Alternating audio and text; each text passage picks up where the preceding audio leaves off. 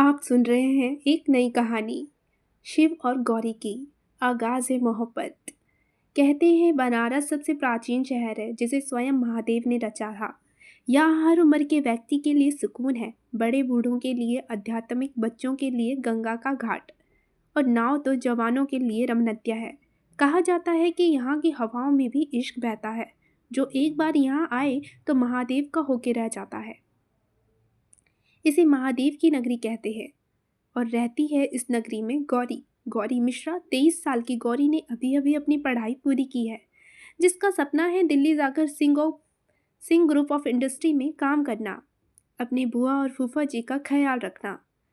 माता पिता तो बचपन में गुजर गए थे, तब से अपने बुआ और फूफा जी के साथ रहती है। बिटिया उठ जा, मंदिर पे जायका है कि नहीं? देर हो गई तो दर्शन न मिलेंगे भोलेनाथ जी के। एक बूढ़ी औरत कमरे में सोती हुई गौरी को जगाते कहती है। अम्मा, हमें थोड़ी देर और सोने दीजिए, बिस्तर पर सोती गौरी मुंह तकिए में छुपाए कहती है। अरे बिटिया, कल सो लियो। अगर तू ना उठी ना तो देख, हम बड़की बिटिया से बता देंगे। इतना सुनते ही गौरी बिस्तर से तुरंत उठ जाती है। नहीं नहीं अम्मा, प्लीज किसी को मत बताना, हम उठते हैं। ये कहकर गौरी तुरंत उठ जाती है। कंधे तक आते घने बाल, गोरा रंग, बड़ी बड़ी आंखें और फड़फड़ाती घनी पलकें। उसे डर से हड़बड़ाते हुए देख अम्मा मुस्कुराने लगी। बिटिया, बड़की बिटिया से कतई डरती हो तुम? नहीं अम्मा, हम ना बूजी से डरते नहीं है, उनसे प्यार करते हैं। ओके ठीक है, हम समझ गए। गौरी, ओ गौरी, कहाँ है? घाट पर नहीं जाना क्या? एक लड़की जिसकी उम्र लगभग 21 साल की होगी घर के अंदर आते हुए कहती है। अरे सुमन, तुम आ गई? बैठो बैठो, गौरी अभी आ रही है तैयार होके। तनिक तुम इंतज़ार करो।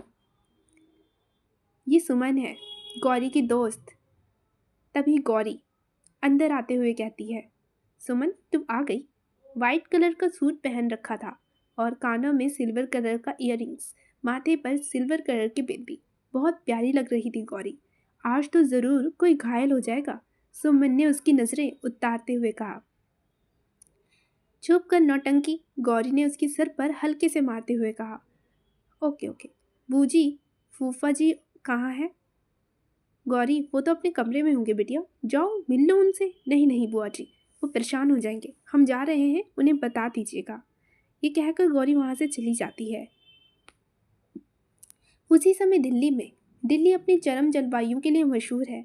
गर्मियों में बहुत ज़्यादा गर्म और सर्दियों में बहुत ज़्यादा सर्द के लिए। यह यूं कहे कि बर्फ सी ठंड और बारिश, उसका तो नामो निशान नहीं। बहुत कम बारिश होती है दिल्ली में। ज़्यादातर पोश इलाके साउथ दिल्ली में हैं, मगर इससे अलग मध्य दिल्ली के पृथ्वीराज रोड पर स्थित ठाकुर शिव प्रताप सिंह की हवेली किसी राजमहल से कम नहीं। हवेली इतनी आलीशान कि देखने वालों की आंखें चौधिया जाएं। महंगे पर्दे, महंगे कालीन, दीवारों पर लगी महंगी पेंटिंग्स। इस वक्त हवेली में सारे नौकर अपने अपने काम कर रहे थे। कोई सीढ़ियाँ साफ कर रहा था तो कोई पर्दे, तो कोई फर्नीचर, कोई किचन में काम में बिजी था तो कोई गार्डन्स में। मंदिर में शिव की माँ यशोदा जी पंडित जी के अनुसार पूजा कर रही थी। आरती की घंटियों की आवाज़ सारे घर में गूंज उठी। ओहो, ये मम्मी जी ना सुबह सुबह शुरू हो जाती हैं। मेरी तो नींद ही खराब हो गई, कान पर तकिया रखते हुए नीलम ने कहा। यह है शिव प्रताप सिंह की छोटे भाई रुद्र प्रताप सिंह की पत्नी। अब उठ जाओ नीलू, घर में लगभग सब जाग गए हैं, लेकिन तुम हो कि अभी तक सो रही हो।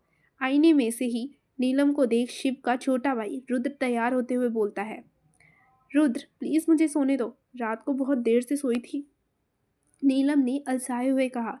ठीक है, तुम आ जाना आराम से, मैं जा रहा हूँ, मेरी ज़रूरी मीटिंग है। रुद्र ने नीलम का माथा चूमते हुए कहा और नीचे चला गया। उसी समय सीढ़ियों से उतरती बनारसी सिल्क साड़ी में लिपटी एक प्यारी सी औरत, जिसके चेहरे पर सौम्यता झलक रही है, वो नीचे आती है। ये जिज्ञासा सिंह ठाकुर है। ये रुद्र और शिव की बड़ी बहन है। ये अपने पति सत्यवीर सिंह के साथ इसी हवेली में रहती है। वे आकर यशोदा के बगल में खड़ी हो जाती है। आरती खत्म होते ही यशोदा रुद्र और जिज्ञासा को आरती देती है। रुद्र को अकेले देख उसे घूरते हुए कहती है। रुद्र, तेरी बीवी आज फिर से लेट है। माँ, वो रात को देर से सोई थी, इसलिए। रुद्र उनके पैर छूते हुए कहता है। क्या करूँ मैं उस नीलू का? वैसे तो उसमें कोई बुराई नहीं, पर आलसी बहुत है, यशोदा ने मुंह बनाकर कहा। माँ, आप ना बच्चों से शिकायतें करती हो। शिकायतें ना करूँ तो क्या करूँ? एक तेरी वो नीलू है, और एक तेरा भाई, जिसका सोना खाना कुछ नहीं पता, बस काम में बिजी रहता है। अब कहाँ है पता नहीं। मैं यहाँ हूँ माँ। एक रोबदार आवाज़ आई। सबने आवाज़ की ओर देखा तो शिव सीढ़ियों से नीचे आ रहा था। ठाकुर शिव प्रताप सिंह, एक रोबदार शख्सियत, अपनी फैमिली से बहुत प्यार करते हैं। अपनी माँ को किसी भी बात के लिए मना नहीं कर पाते। चेहरा सख्त, भौहें तने हुए, गोरा रंग, चौड़ा सीना, जिससे देखकर कोई कायल हो जाए। जिम में बनाई हुई बॉडी, सलीके से सेट किए हुए बाल। माँ प्रणाम, शिव ने यशोदा के पैर छूकर कहा। खुश रहो बेटा, यशोदा ने शिव से प्यार से कहा। तभी शिव का दोस्त माधव अंदर आता है। वह यशोदा के पैर छूता है और फिर शिव से कहता है, चॉपर रेडी है। चॉपर? कहाँ जा रहे हो बेटा तुम? यशोदा ने पूछा। जी माँ, मैं बनारस जा रहा हूँ, शिव ने कहा। ये सुन यशोदा कुछ सोचने लगी। बेटा, भूल जा पुरानी बातों को, आगे बढ़, यशोदा ने शिव के गालों को छूकर कहा। माँ, मैं ठीक हूँ, आप तो जानती हैं ना, मैं काशी विश्वनाथ मंदिर जा रहा हूँ, वहाँ पर रुद्राभिषेक करने। तो आप परेशान क्यों हो रही हैं? बेटा, मैं क्यों ना परेशान हूँ, मैं जानती हूँ कि तुम वहाँ जाकर क्या सोचता है। भूल जाओ उन बातों को। माँ, आप मुझे भूलने के लिए कहती हैं और खुद नहीं भूल रही, क्योंकि मैं जानती हूँ बेटा, वहाँ जाकर तुझे कितनी तकलीफ होती है। माँ, मैं ठीक हूँ, आप मेरी चिंता ना करें। अब मैं चलता हूँ, 3 दिन बाद आ जाऊँगा। बेटा, ऐसा कब तक चलेगा? जब तक इस दिल को सुकून न मिले माँ। शिव ये बोल बिना किसी को देखे बाहर चला जाता है। महादेव करे कि तुझे तेरा सुकून जल्दी मिल जाए। भाग दूसरा। बनारस की 80 घाट, यहीं पास ही में काशी विश्वनाथ जी का मंदिर था। आज यहाँ बहुत भीड़ थी। एक तो सावन का महीना, ऊपर से आज सावन की शिव चौदस, यानी कि सावन की शिवरात्रि। मंदिर में आज श्रद्धालुओं की बहुत भीड़ थी। चारों तरफ घंटियों की आवाज़ थी, शंखनंद सुनाई देते हैं।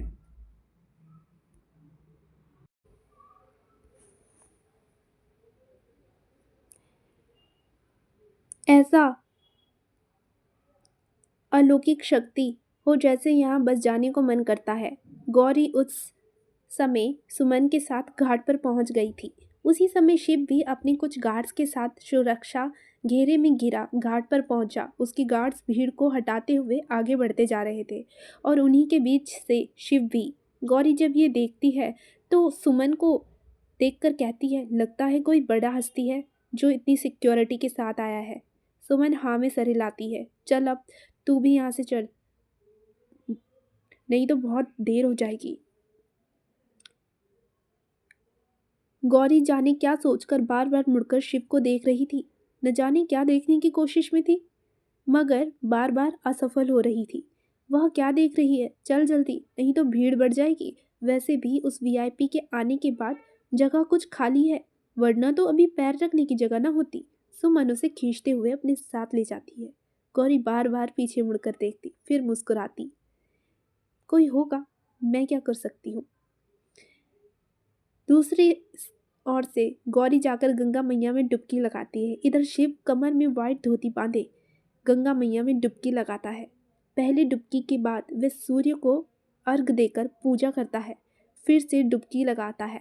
उसी समय कुछ ही दूरी पर गौरी भी डुबकी लगाते हुए जब वो पानी से बाहर आती है तो उसकी नज़र नमस्कार की मुद्रा में आंखें बंद किए हुए शिव पर पड़ती है।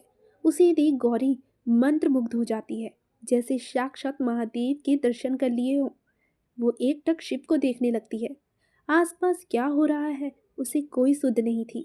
शिव एक बार फिर से पानी में डुबकी लगाकर बाहर आ जाता है। सुमन गौरी को ऐसे खोए हुए देख तो उसका हाथ पकड़कर कहती है, क्या हुआ, क्या देख रही है, जल्दी कर। सुमन और गौरी भी बाहर आकर जब मंदिर की ओर बढ़ने लगते हैं तो सुमन का ध्यान गौरी के गले में पड़ जाता है। गौरी के गले में चैन देख। गौरी, ये तेरे गले में कहाँ से आया? सुमन ने चैन को छूकर कहा। ये तो हमारी नहीं।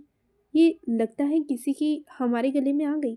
गौरी ने इधर उधर देखा, फिर लॉकेट को देखते हुए कहा, अरे लगता है गंगा मैया ने तुझे प्रसाद दे दिया। कोई नहीं, रख ले, सुमन ने कहा। अरे हम ऐसे कैसे रख सकते हैं किसी की चीज़ को?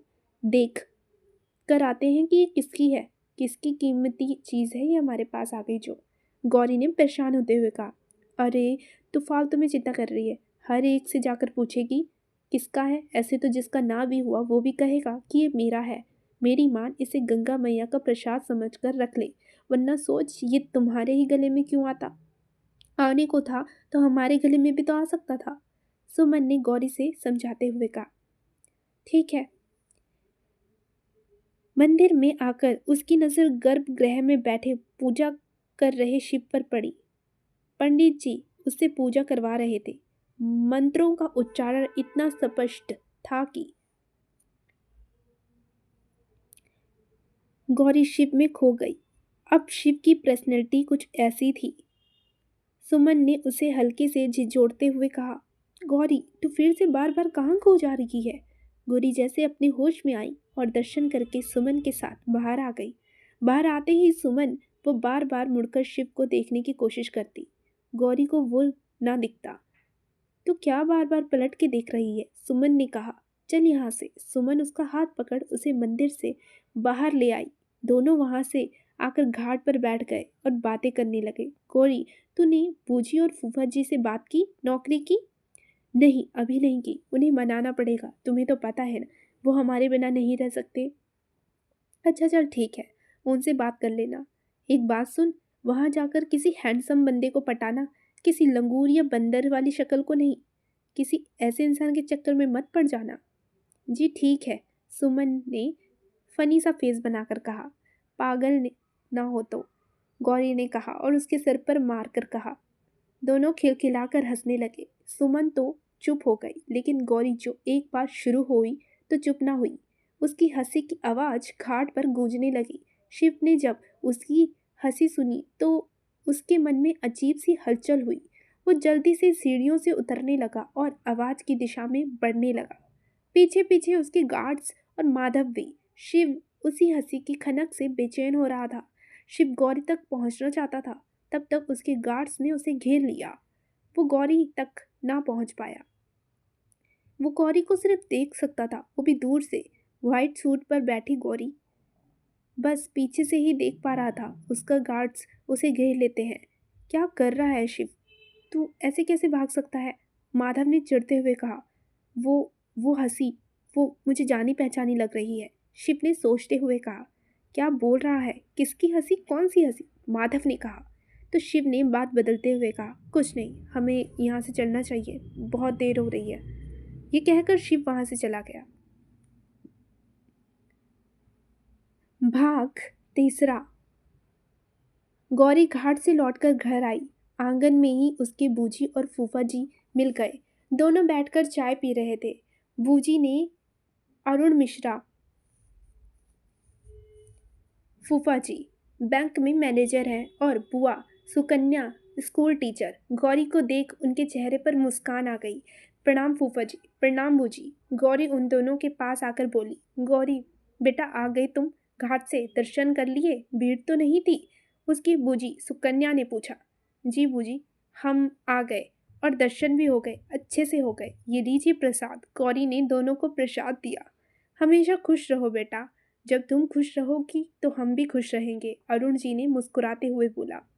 जानती हूँ मैं बहुत अच्छे से, आप दोनों ही हमें बहुत प्यार करते हैं, गौरी ने अपने फूफा जी के हथेली थाम कर बोला।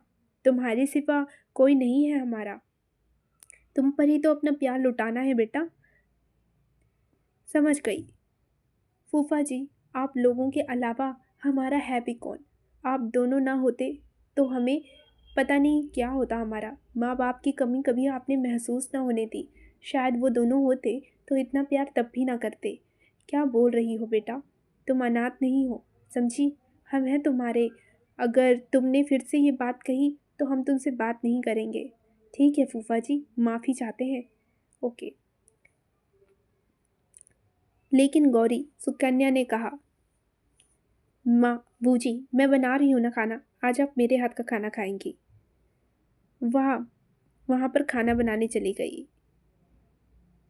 दोपहर का समय गौरी की बुआ सुकन्या जी की स्कूल टीचर है, वो घर पर आती हैं। गौरी उनको देखते हुए बूजी कहती हुए उनके गले लग जाती है। क्या बात है, आज हमारी बिटिया कुछ ज़्यादा ही प्यार बरसा रही है अपनी बूजी पर।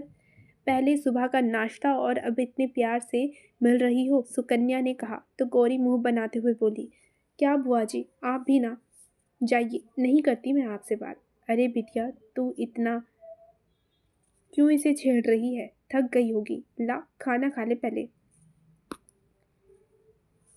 हमारी प्यारी बिटिया कैसे नाराज हो गई, आओ इधर आओ हमारे पास, ये बोल सुकन्या ने गौरी को अपने पास बैठा लिया।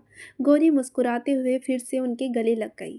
तुम दोनों का कुछ नहीं हो सकता, अम्मा ने अपना मुंह बनाते हुए कहा। क्या करें अम्मा, हमारी गौरी के अलावा और हमारा है कौन, इसलिए तो इतना लाड प्यार करते हैं, भैया भाभी की अमानत है। गौरी प्यार से सुकन्या के आंसू पोंछते हुए गर्दन नाम में हिलाकर कहती है, हम ना आपसे और फूफा जी से दूर नहीं जाएंगे, कभी नहीं, हमेशा आप दोनों के पास रहेंगे।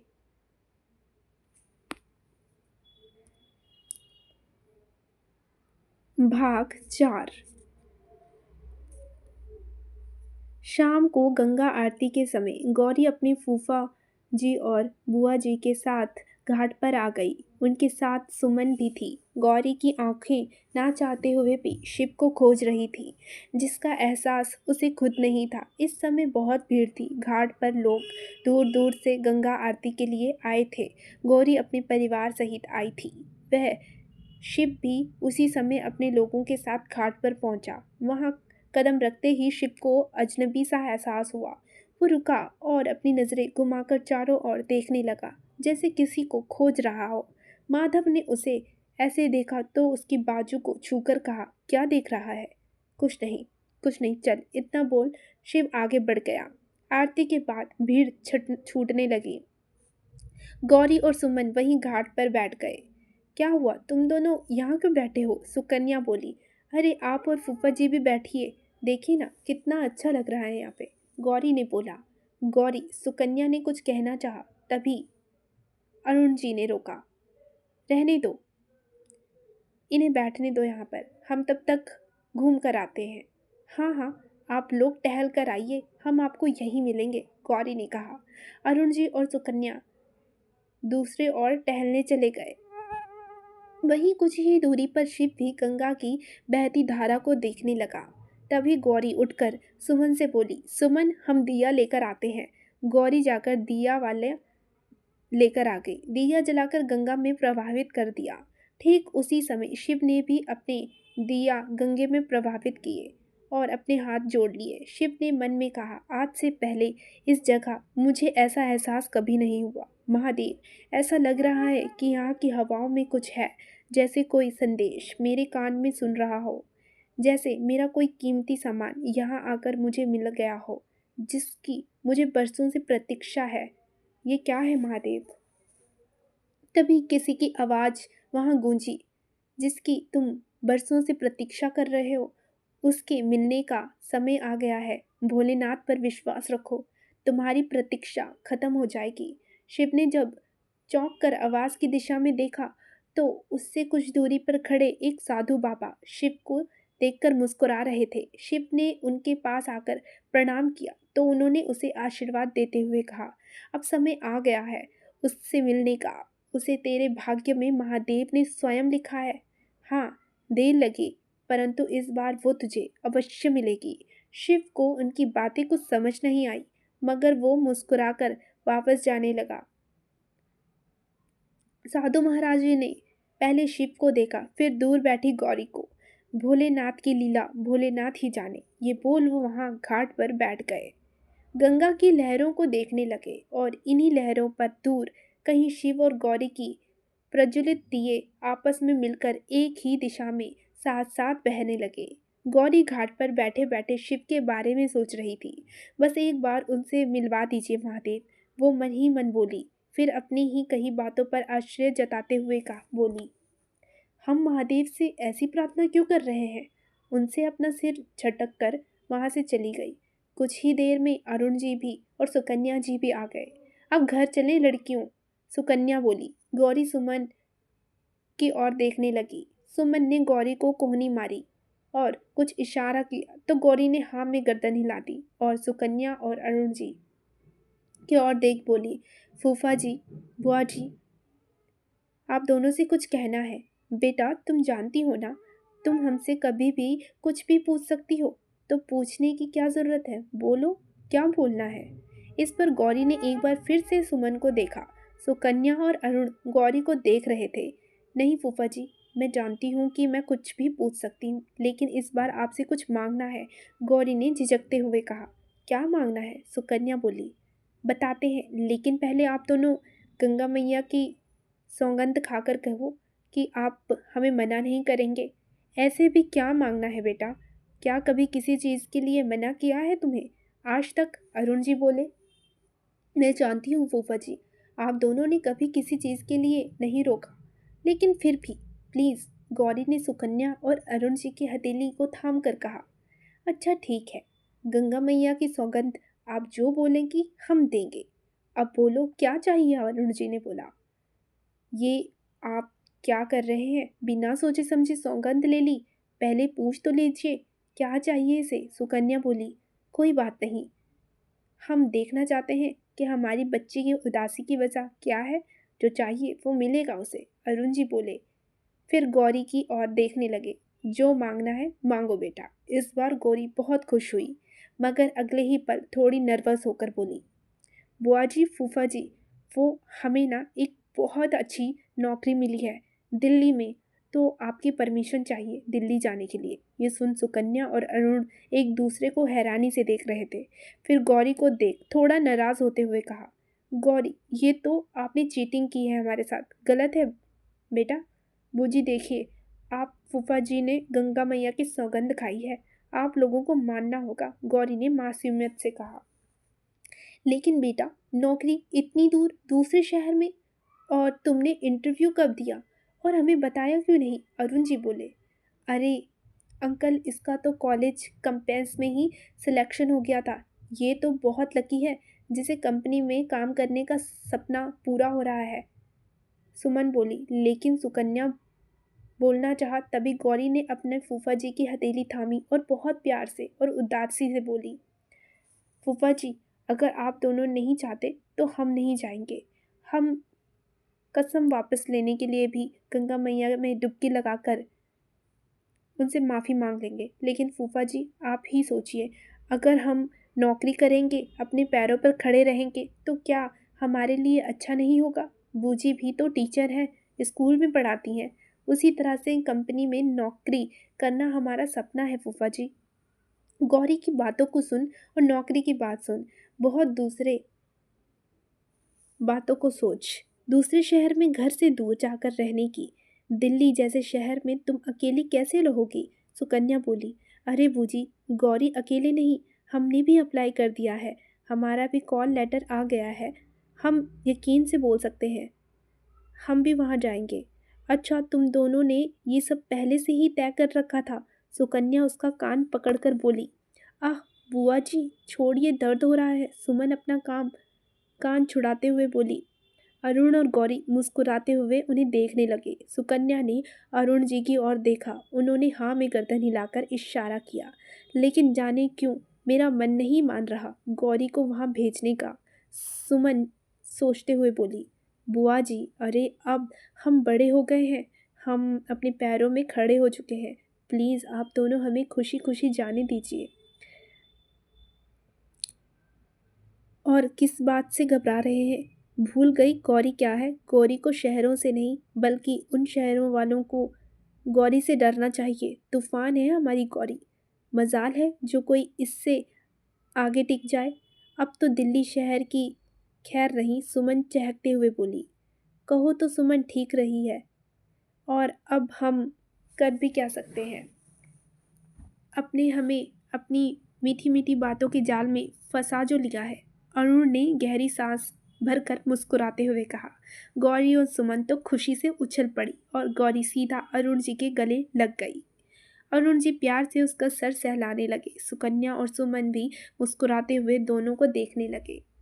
थैंक यू फूफा जी, गौरी ने अलग होते हुए कहा। खूब खुश रहो और जाओ, जो करना है करो, अब खुश रहो। बूजी बहुत खुश। गौरी सुकन्या भी गले लग गई। जब गौरी सुकन्या से अलग हुई तो उनकी नज़रें गौरी के गले में पड़ी चैन और लॉकेट पर पड़ी। वे लॉकेट छूकर हैरानी से बोली, बेटा ये कहाँ से आया? वह बुआ जी, गौरी बोली रही थी कि सुमन ने बात आगे बढ़ाकर कहा। सुबह जो कुछ हुआ बताकर गौरी की मुश्किल हल कर दी। बेटा ऐसे कैसे तुमने इसे पहन लिया? निकालो इसे, पता नहीं किसका है, निकाल दो इसे जल्दी से। सुकन्या परेशान होते हुए बोली। चैन निकालने लगी, पीछे से उन्हीं साधु बाबा की आवाज़ आई। शिव से मिले थे, रुक जाओ।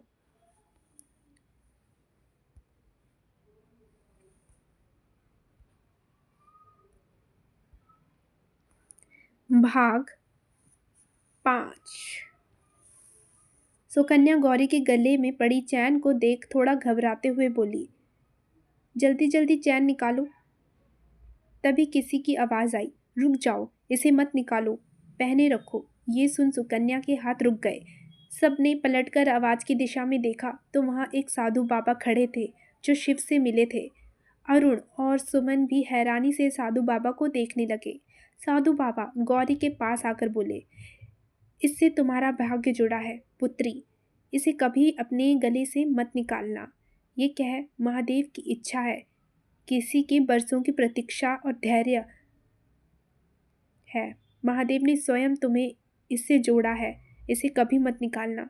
उनकी गोल गोल बातों को सुन किसी को समझ नहीं आया, मगर सभी ने झुककर उन्हें प्रणाम किया तो आशीर्वाद दिया। उन्होंने मुस्कुराते हुए गौरी को देखा और आशीर्वाद देते हुए कहा, तेरा भाग्य तुझे जहाँ ले जा रहा है उस दिशा में जाना, बाकी महादेव तेरा कल्याण करेंगे। ये बोल वो वहाँ से चले गए। सुकन्या ने जाते हुए साधु बाबा को देख गौरी के गले में पड़े लॉकेट को देखा। ये क्या बोल रहे थे बाबा जी? भाग्य, प्रतीक्षा? सुकन्या बोली, हमें भी कुछ समझ नहीं आया। गौरी बोली, और हमें तो उनसे डर लग रहा था, आंखें देखिए कितनी बड़ी बड़ी थी।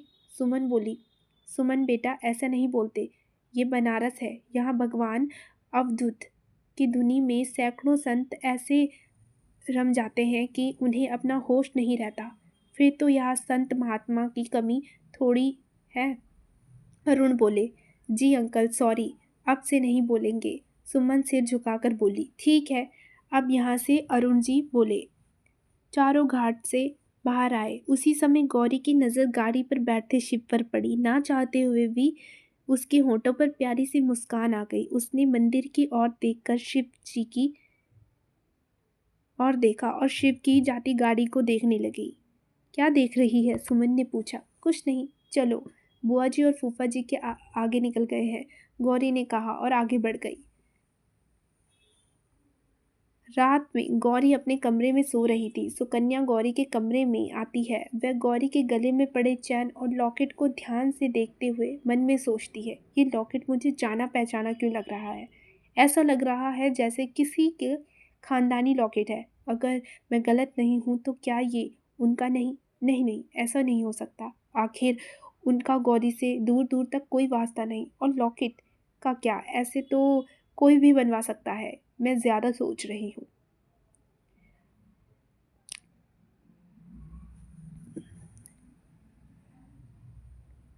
तो आप दोनों भी चलिए, गौरी ने कहा। नहीं, अभी हमसे कोई नहीं आ सकता। अभी हमारी नौकरी है और कुछ जिम्मेदारियां भी। हम बाद में आएंगे, लेकिन मिलने हम आते रहेंगे। इसलिए वहाँ जाकर ये मत समझना कि अब तुम आज़ाद हो। बुआ जी ने कहा, इसका मतलब ये नहीं कि तुम कभी भी कहीं भी घूमती रहोगी अपने मन से, कभी भी सो जाओगी। सब कुछ टाइम से होना चाहिए, वरना तबीयत खराब हो जाएगी। बुआ जी आप भी ना बहुत चिंता करती हैं। चिंता ना करो, आप जानती हैं ना ये नौकरी हमारा सपना है। SR ग्रुप ऑफ कंपनीज में काम करने का हमारा बचपन से सपना है। ये हमारे देश की सबसे प्रतिष्ठित कंपनी है। इतनी आसानी से सबको नौकरी नहीं मिलती, लेकिन हमें मिल गई। हम ये मौका नहीं गंवाना चाहते। बुआ जी, आप हमारे साथ हैं ना हमारे इस फैसले में? हाँ बिटिया, हम तुम्हारे साथ हैं। तुम खुशी खुशी जाओ और अपने सपनों की उड़ान भरो। हम दोनों हमेशा तुम्हारे साथ हैं, सुकन्या ने कहा तो गौरी खुशी से उनके गले लग गई। थैंक यू बुआ जी, आई लव यू। अच्छा चलो अब सो जाओ, कल सारा सामान जमाना है तुम्हें। रात की ट्रेन है तुम्हारी? सुकन्या ने पूछा। जी हाँ, गुड नाइट। आप भी सो जाइए, गौरी अपने बिस्तरे पर लेटते हुए बोली। तो सुकन्या ने प्यार से उसके सर पर हाथ फेरा और कमरे से बाहर चली गई। थैंक यू भोलेनाथ, हमें बुआ जी और फूफा जी जैसे प्यार करने वाले माँ बाप देने के लिए। अपनी असली माँ बाप की तो शक्ल नहीं देखी, लेकिन वो भी हमें इसी तरह प्यार करते जितना ये दे रहे हैं, गौरी ने अपना हाथ जोड़कर कहा।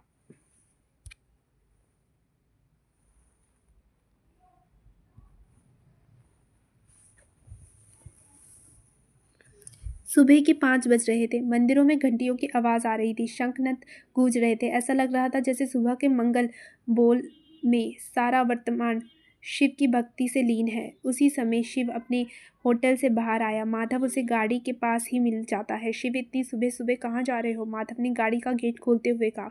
वो सोचा थोड़ा टहल कर आता हूँ। इतना बोल शिव गाड़ी में बैठकर पैदल चलने लगा। माधव गार्ड से कुछ इशारा करता है। माधव प्लीज़, मुझे अकेले ही जाना है, मेरे साथ ये फौज नहीं आएगी। कल की बात है और इसलिए मैंने कुछ नहीं किया, शिव ने कहा और बिना माधव की कोई बात सुने आगे बढ़ गया। माधव चिल्लाते हुए बोला, मैं क्या करूं इसका?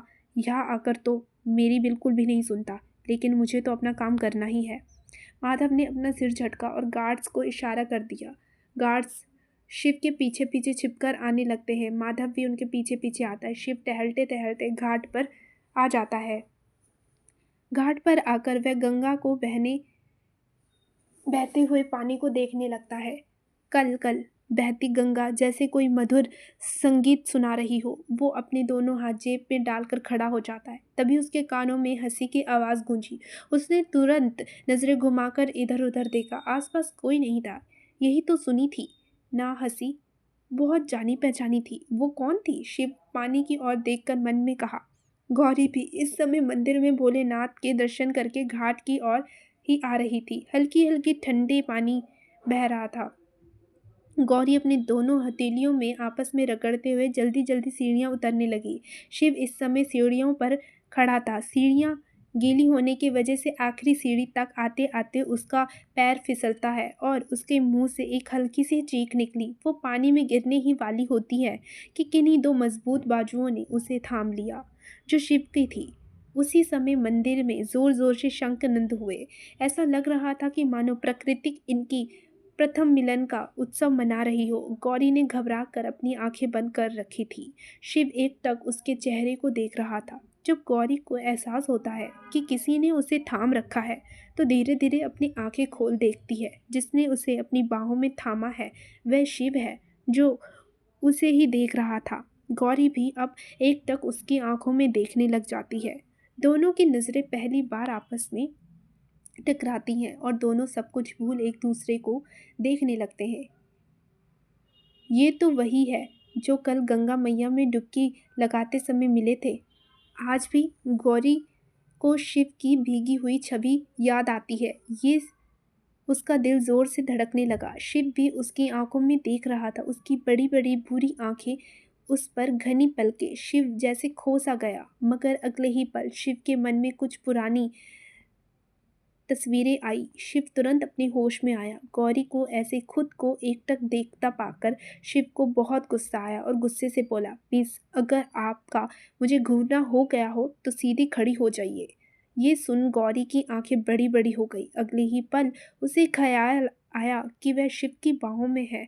उसने जल्दी जल्दी अपनी पलकें झपकाई और जल्दी से शिव से अलग हो गई।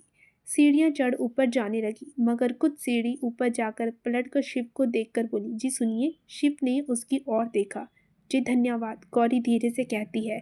उसकी प्यारी आवाज़ सुन शिव एक नज़र बिना किसी भाव के उसकी ओर देखता है, फिर बिना कुछ बोले वापस गंगा की ओर देखने लगता है। अजीब है, कोई जवाब नहीं दिया, गौरी खुद से बोली और जल्दी जल्दी सीढ़ियां चढ़ने लगी। उसके जाते ही शिव भी वहां से ऊपर आता है। घाट से बाहर आते ही उसे माधव दिखता है। तुम यहाँ? शिव ने सीधी आवाज में पूछा। क्या करूं? तुम्हें अकेले नहीं छोड़ सकता, माधव ने मुस्कुराते हुए कहा। शिव ने उसे घूर कर देखा। माधव अपना डर छिपाते हुए बोला, आप ऐसे क्यों देख रहे हैं? ऐसे देखने की जरूरत नहीं है, डरता नहीं हूं मैं तुमसे, समझे? तू मेरा दोस्त है, इसलिए बर्दाश्त कर लेता हूँ तुझे। शिव ने कुछ नहीं कहा और उसे घूरते हुए गाड़ी में बैठ गया। गौरी घर आकर सीधा अपने कमरे में आई। दरवाज़ा बंद कर उससे टिककर आंखें बंद कर लंबी लंबी सांस लेने लगी। उसे बार बार शिव की गुस्से भरी नजरें याद आ रही थी। वह घबरा कर अपनी आंखें खोलती है। कौन थे वो? उनकी आंखों में अजीब सी कशिश हुई महसूस मुझे, जैसे अपनी ओर खींच रही हो। कितना गुस्सा था उनकी आंखों में, गौरी खुद से बोलती है। इतने में उसके दरवाजे के बाहर से अम्मा की आवाज़ आती है। बिटिया, मंदिर से आ गई? नाश्ता तैयार है। जी अम्मा, अभी आते हैं, गौरी ने कहा और खुद को शांत किया। वहीं दूसरी ओर, शिव, क्या हुआ? शिव ने कोई जवाब नहीं दिया। कुछ पूछ रहा हूँ मैं तुझसे, माधव बोला। कुछ नहीं, बस यहाँ से जाने की तैयारी कर रहा हूँ। क्या अभी? माधव हैरानी से बोला। हाँ अभी, राइट नाउ, शिव थोड़ी तेज आवाज में बोला। अरे लेकिन तुझे तो हवेली भी जाना था ना? माधव अपनी बात पूरी करता उससे पहले ही शिव कड़े शब्दों में बोला। माधव, मुझे बहस नहीं पसंद, मुझे बस यहाँ से जाना है, शिव ने कहा और बाथरूम में चला गया। माधव बहुत चक्का सा उसे देखता रह गया।